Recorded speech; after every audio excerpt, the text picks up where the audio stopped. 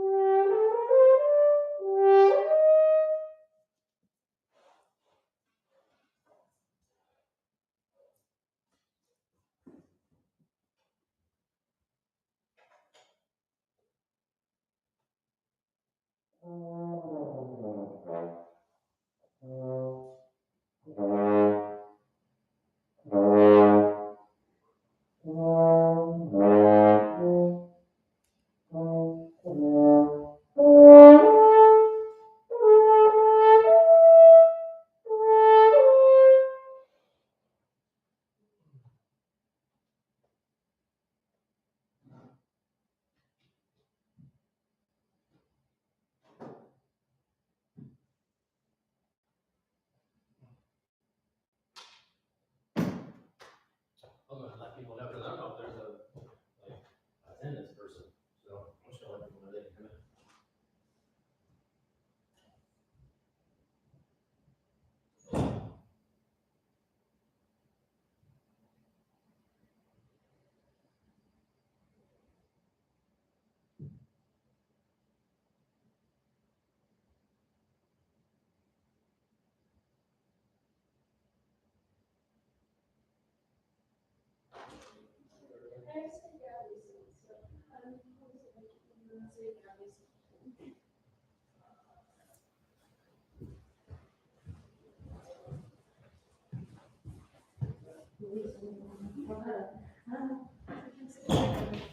I'm just gonna say Gabby a seat.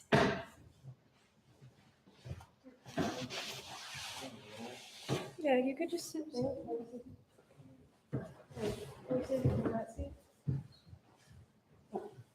Gabby?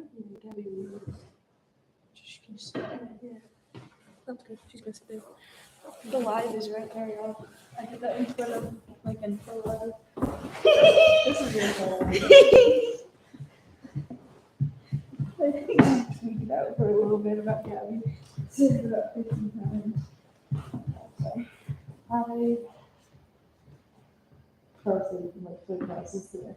Yeah, including University Dan. Yeah. So there was that, and I went to the gym afterwards, and after the gym, I went back to my dorm, laid on the ground, and went to sleep. Dude, what happened? Oh. Hello. I would see. Please don't talk to me. Oh? No? Okay. Okay, I'm sorry. Oh, look, Epic Mallow. Yeah. Well, not necessarily, but they'll be here. Oh, really? There's some seats. Oh, here. We'll just have a punch one Yeah, also, I just didn't want to sit somewhere where people would have to walk by me. That's good. I'll walk the other way, don't worry. Okay. I am good. Yeah. But my sound is. You feel smoky.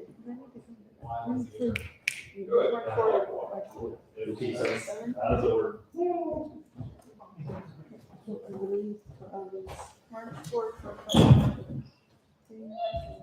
It's like the back row. Baptist. Yeah. You're all sitting back there. I was calling Maybe I need to sit back if he's gonna be that much. With this allow us to That might be a good place for you.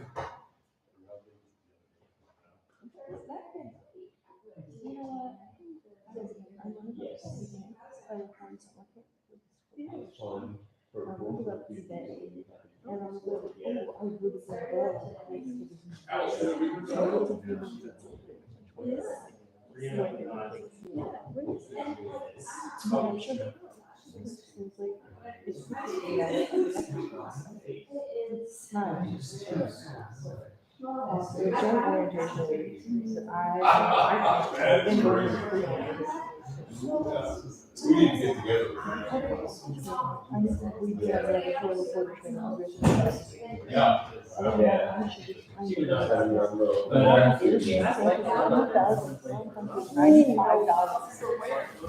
For the kettlebell,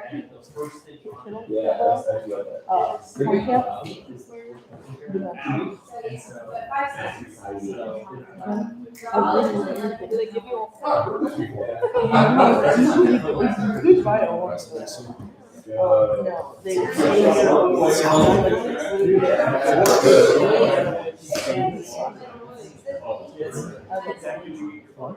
but they do have a full scholarship opportunity, but the thing is, all of the people it's Saturday. So like I'm now like, okay, so I applied to the camp with no that I'm like not with the scholarship, I can't go. But now I'm like scrambling all this paperwork to get this. I actually Which includes a 5-year concentration. Well, actually, I'm trying to find that I can I don't think it's going to be together, so I might just do it like that.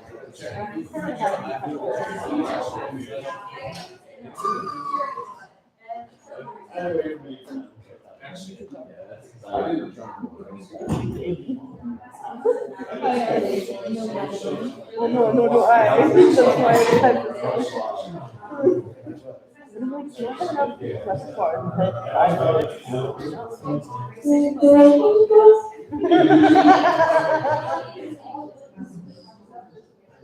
I think if I say that small piece of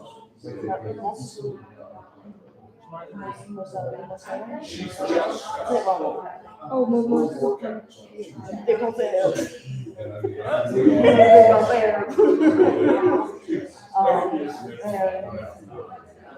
And I play I think that I would use my own solo that I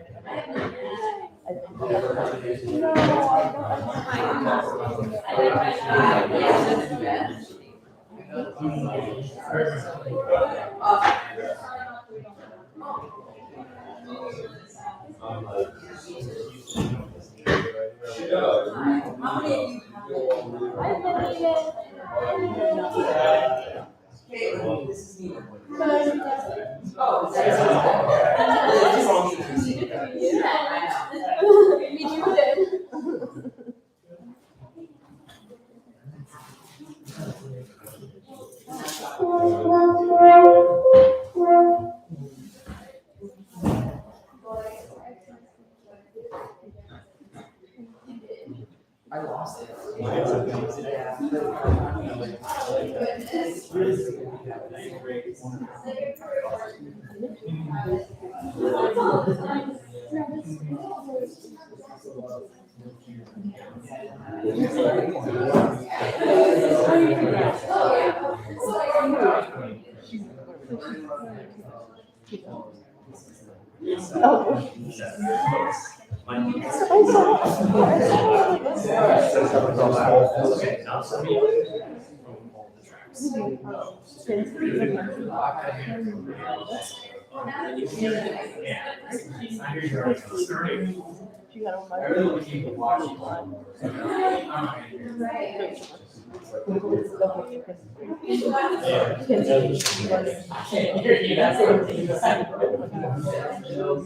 Yeah.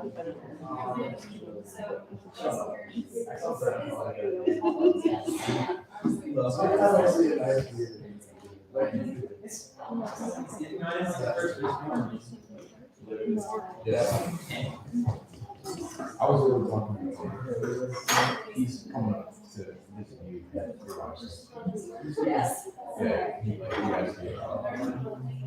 He told me that you're excited, but I unfortunately is there gonna be lunch? Yeah.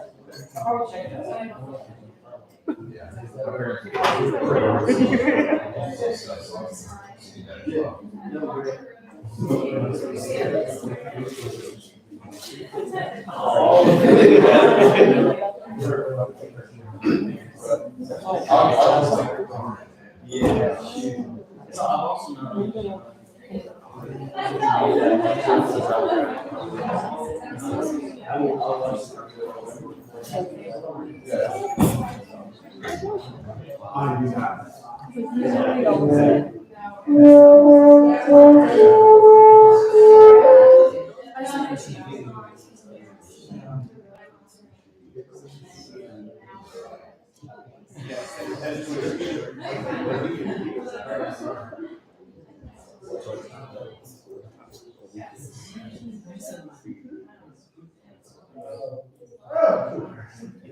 Alright, it's 7:29, so we're gonna go ahead and give them a little pre-concert talk before we start, so we can start right on time. I like to start right on time. We have exactly 42 minutes and 7 seconds of music to play, and that has to be mapped out because it's all track, and barring some huge technological disaster, it will run exactly 42 minutes and 7 seconds. Yeah, exactly. So anyway, we have Sam in the back controlling all this. So DJ Sam back there. Can we say hi, DJ Sam? Hi, Sam. Thank you all for being here. I'm excited to play some music for you. It's going to be a little wild, a little crazy. So I hope you enjoy it as much as I enjoyed picking the lyrics for you to play. And we are going to get started with a word of prayer. Father, thank you for this time. It's not lost on us, this wonderful opportunity that you give us to listen to and make music. And I pray that you be here with us as we listen and as we absorb and as we share these few moments together. I pray that you open our ears and our hearts and our minds, knowing that all that we do is for you and to glorify your kingdom. So I ask that you do this and that you keep us safe as you go from this place. In your name, amen. And get started. Now again, this is technology. You never know. Things might happen. And if we have to restart a movement or something, we'll restart a movement. So.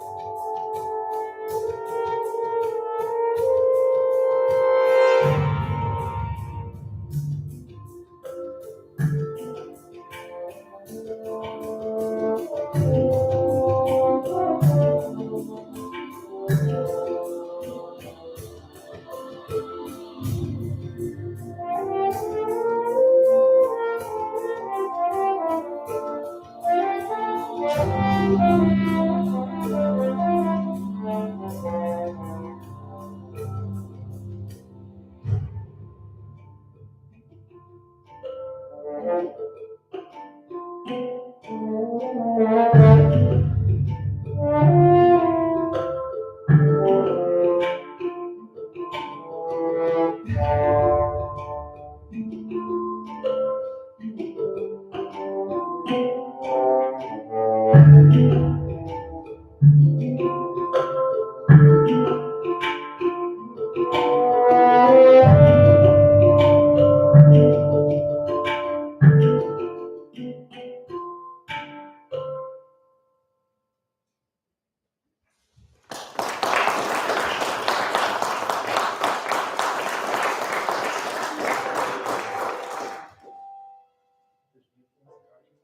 right, great. Not even scheduled. Okay. Thank you very much. I'm going to talk a little bit between all these pieces and then do setup and all that stuff. I don't do intermission. I don't do programming other than what you have on. I'm going to talk to you anyway because that makes my nerves go away. And I just like to talk to you in detail. So that first piece was by James Naigus, who is my co-host on my podcast, other co-founder of our horn duo, Hormoto, horn dresser at the University of Georgia, and a prolific composer, the best, if not the best that has ever been living. I love playing this music, and so a lot of other people do too, which is why I program it all the time, and so do many others. Anyway, so that piece, Soundings, was actually written for our old teacher at the University of Iowa, written for Jeff Burrell, and it was the title track on one of his latest CDs.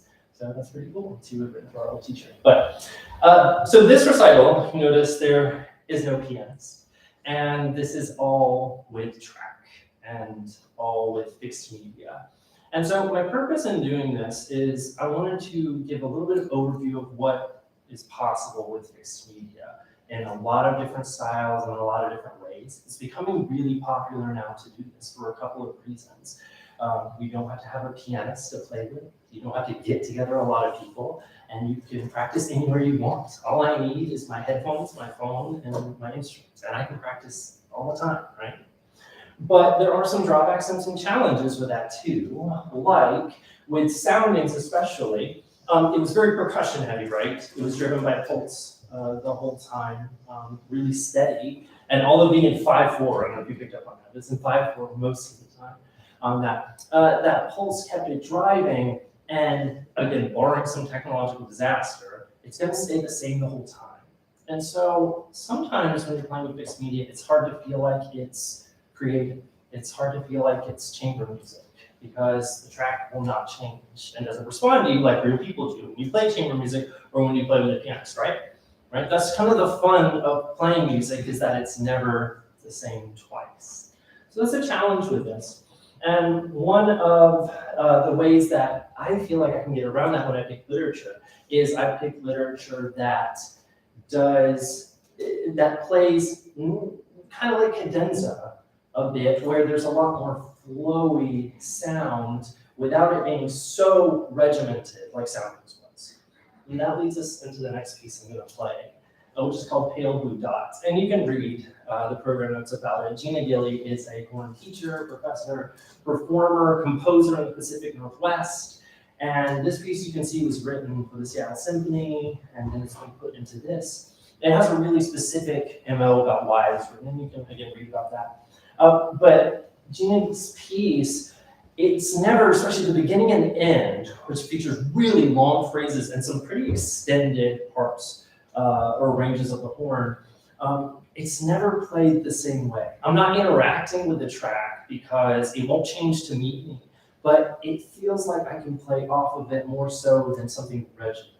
Does that make sense? So this is a really different style of piece, and this is going to be with something visual, a movie. So that's kind of fun, so you get to watch it. I do have to do some setup, so pardon me.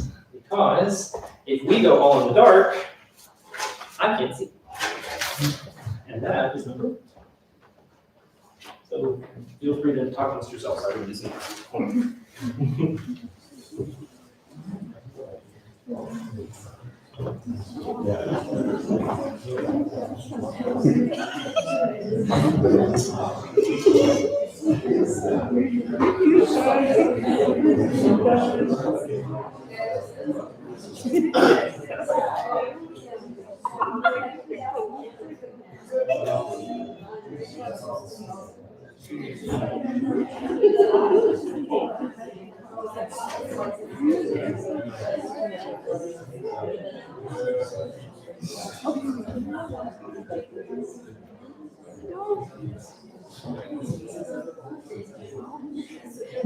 All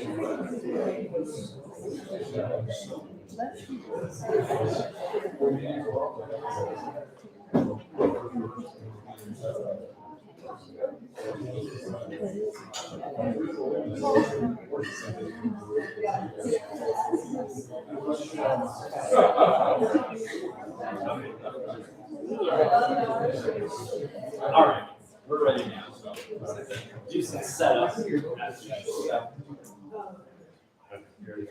That'll be the longest setup we have for this. So this is Gina Gillie's Pale Blue Dot with the movie accompaniment.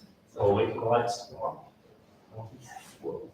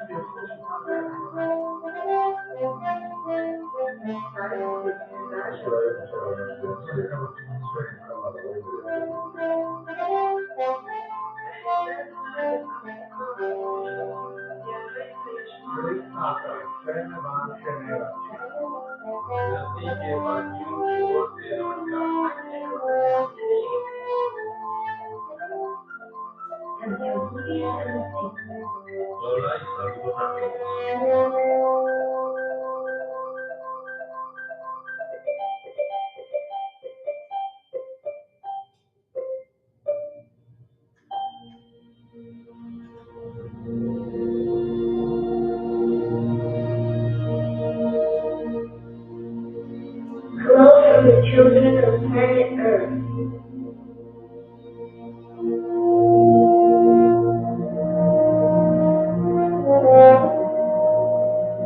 Children of planet Earth.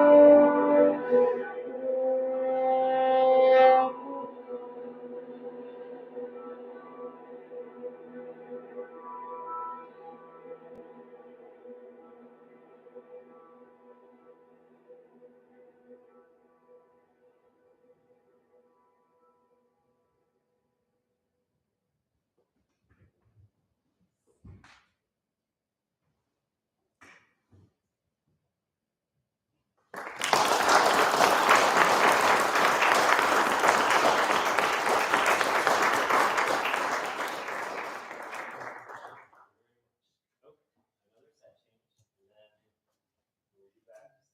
And I'll tell you about the next piece. So, yeah, feel free to talk amongst yourselves.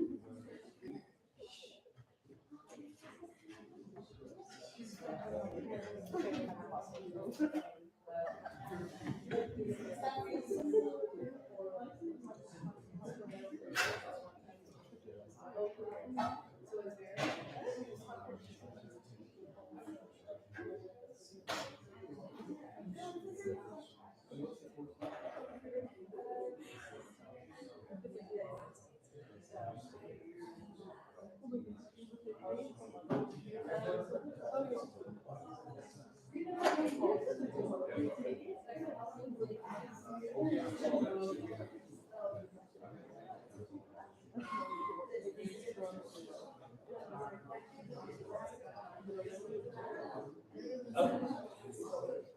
All right.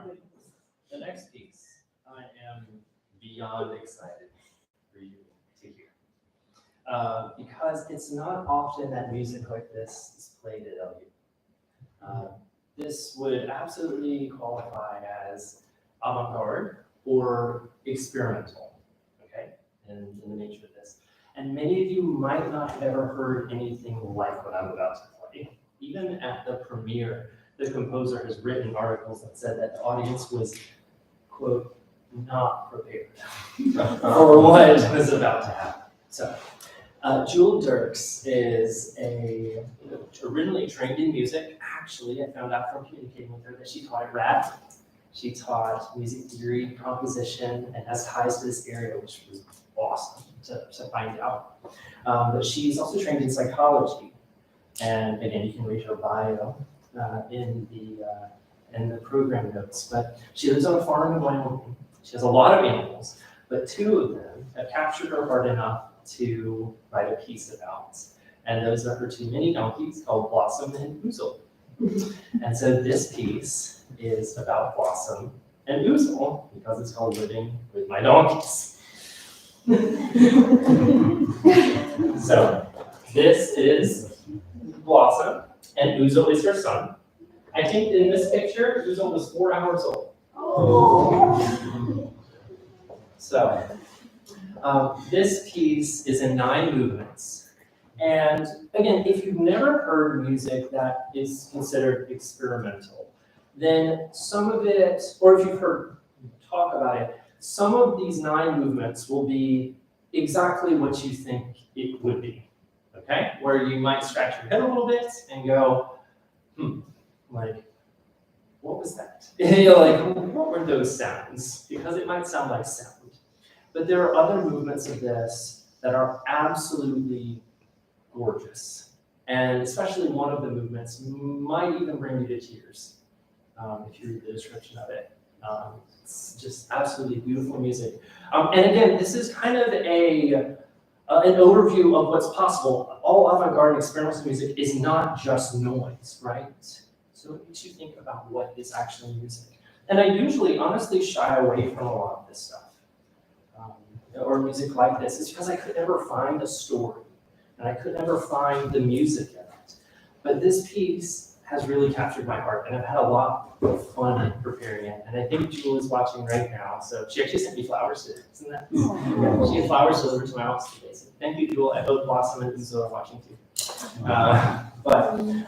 So what I want you to do for these next 16 minutes, okay, is I want you to open your mind, okay, to something that you may not be familiar with, to accept a story, open your heart, and read the descriptions of what these actually are. Because this may change some of the things you might think about what this kind of music could represent, okay? And feel the story to it. So after I take a drink of water and repeat spit, I hope you enjoy Living with My Donkeys by Dirks.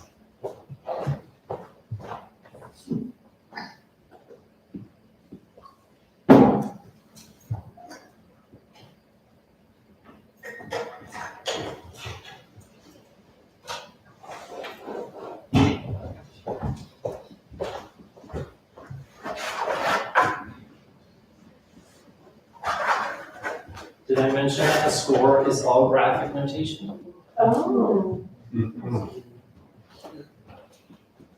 A lot of fun.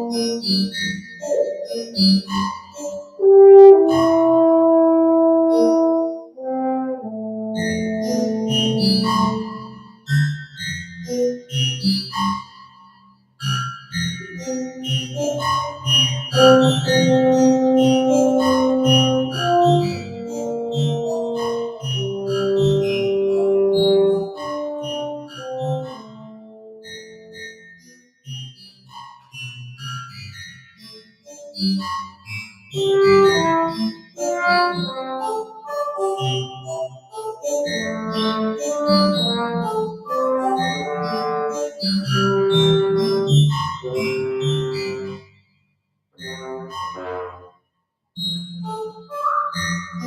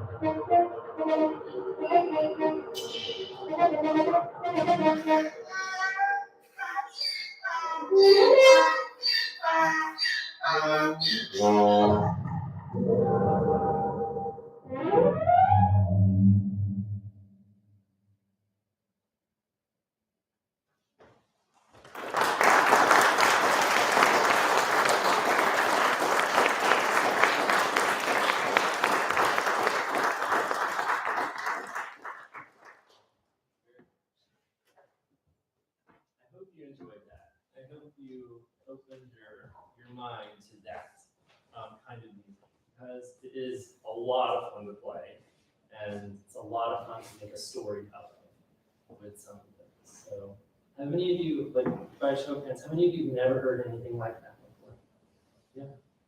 Yeah.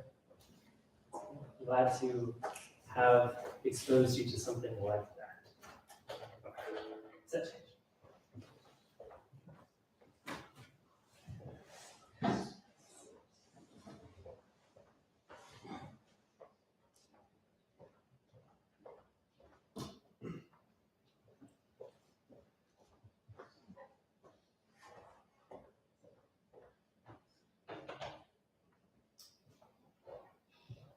So the next piece of the program is my own. And if you've been to my recitals before, you know that I usually end with my music. And that's because I tend to write like one kind of piece. I tend to write like final barn burners that like you can't really follow after or anything after it, because I like to write things that are really epic sounding towards the end. But that was not my goal with this piece at all. And my goal was literally to write something that would just be nice to hear in the middle of the program. That was it. And so, again, you can read in the program notes, but I arrange and I write a lot. And sometimes I feel like I don't ever get to write for myself. And if I do write for myself, it's what I think something should be, not just what I really like to do. Like last year, I embarked on the fixed media writing adventure, and I wrote a piece for myself that was really epic and I really enjoyed, but I still felt a little constrained by, okay, it's a fixed media piece, it should go something like this. And when I'm doing that all the time and not writing specifically for things that I really like to do, it becomes kind of like a job. It becomes a little bit laborious, and that's not why I started writing music. I started writing music to enjoy it, right? Composers in the room know, if you're not finding happiness or joy or contentment in it, then it's not really worth it, right? And so I set out, as my inspiration for this, I wanted to write music that brought me joy. And that guided how I put these three movements together and called them songs of joy. And so I wanted inspiration for the three movements. I did want it to be three. And so what I did is I went into ChatGPT and I said, generate 3 short poems about joy. And what you have in your program is exactly what it spit out. Which if you read them, then, there can be a level of just, 2-line stanzas that rhyme. But I think they also go kind of deep and more than that. And so those words, the first two words of each one, guided how I wrote each movement. And I did write it specifically for myself. And it does everything that I love to do on the horn, because I love long phrases, and I love long builds in music. I love playing softly. I love cadenzas. And so all of these movements are just what I absolutely love to do on the instrument. So I hope that when I play these, I hope it brings you a sense of joy as much as it did for me, not only to play it, but to write it. On that, give it a drink of water.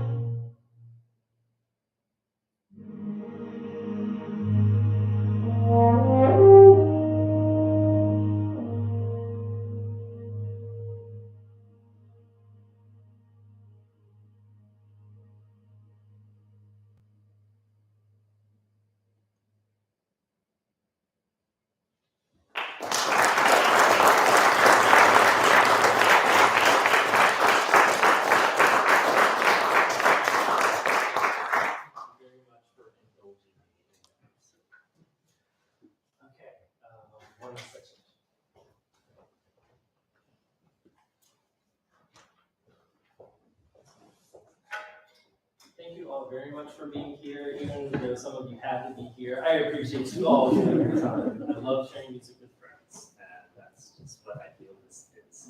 I feel like the community of sharing live music is so important, because we all respect and love what each other does, and so it just means a lot that you're here to support me in that. At the end of the recital, I'll meet you all out in the hallway. Please don't leave when I tell you thank you for being here personally.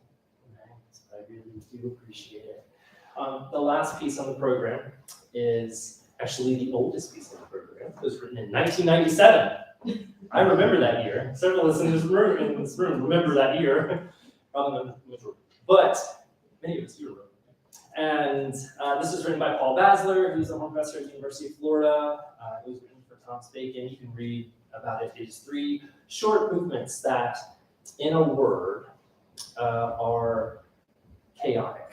So this is not relaxing music at all, and you will probably find yourself maybe feeling anxiety at the end of this. So just go with that feeling. Go with this. 3 short movements titled Dance School Dance by Paul Basler. So again, thank you very, very much for coming. I hope you enjoyed this piece.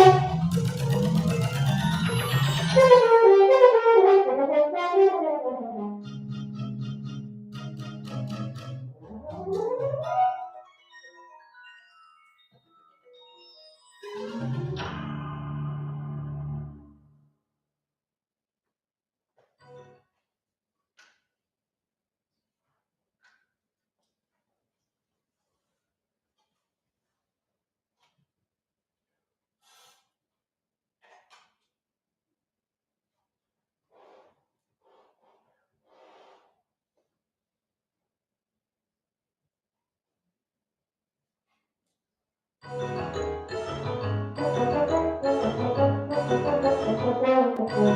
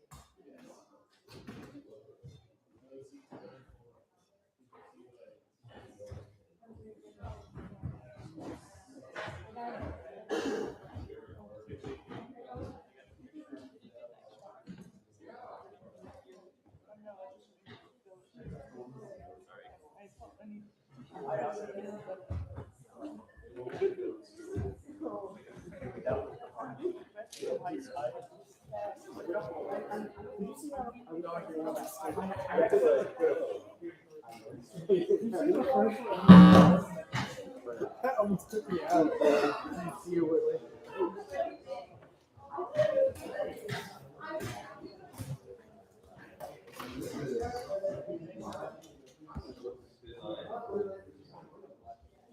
It's not on YouTube.